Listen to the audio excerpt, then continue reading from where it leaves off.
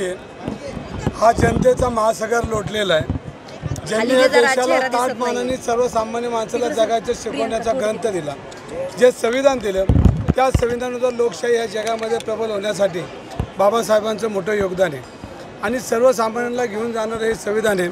आज देशामध्ये अशी परिस्थिती, संविधान टिकणार आहे का नाही ह्याच्यावर चर्चा चालू आहे। लोकशाही धोक्यात आलेली आहे आणि आता शेवटचा आधार आहे बाबासाहेबांचा ग्रंथच हा देशाला वाचू शकतो।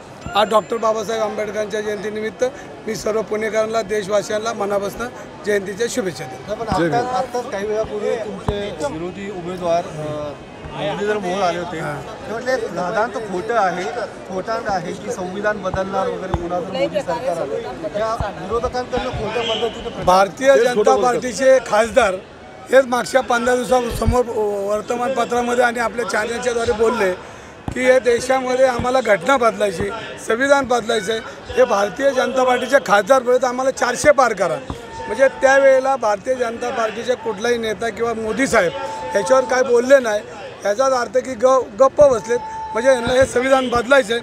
आणि त्यावेळेला बी हे उमेदवार होते, हे काय एक शब्दाने सुद्धा बोलले नाही, हे आपल्याला माहिती आहे। आणि संविधान बदलण्याचा डाव यांचा ही जनता हाणून पाडणार हे नक्की आहे।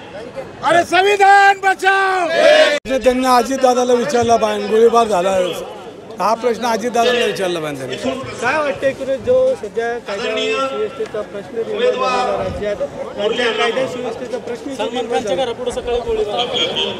आज लोकशाही धोक्यात आहे हे आपण बघत आलोय आणि ही लोकशाही डॉक्टर बाबासाहेब आंबेडकरांची जयंती आहे आणि ज्या ज्या देशामध्ये अशा पद्धतीच्या घटना होतात ह्या जगामध्ये लोकशाही जिवंत ठेवण्याचं काम संविधानाने केलं आहे। आज संविधान धोक्यात आहे, त्यामुळे जनता रस्त्यावर आहे, जनता यांना बरोबर ज्यांचं उत्तर त्यांना देतील, पण लोकशाहीचा आधार हे डॉक्टर बाबासाहेब आंबेडकर आहे। ज्या वेळेला देश धोक्यात येईल त्यावेळेला संविधानच या देशाला वाचू शकतं असं माझं कार्यकर्ता म्हणून मत आहे। अजितदादा त्यांच्याबरोबर आहे, ज्या अजितदादा त्यांनी गोळीबाराची शेतकऱ्यांची टीका केली, ह्या प्रश्न अजितदादांना त्यांनी विचारला पाहिजे, कारण अजितदादा त्यावेळेला पालकमंत्री होते आणि त्यांनी शेतकऱ्यांना गोळीबार केला, हा प्रश्न त्यांनी अजितदादाला विचारला पाहिजे।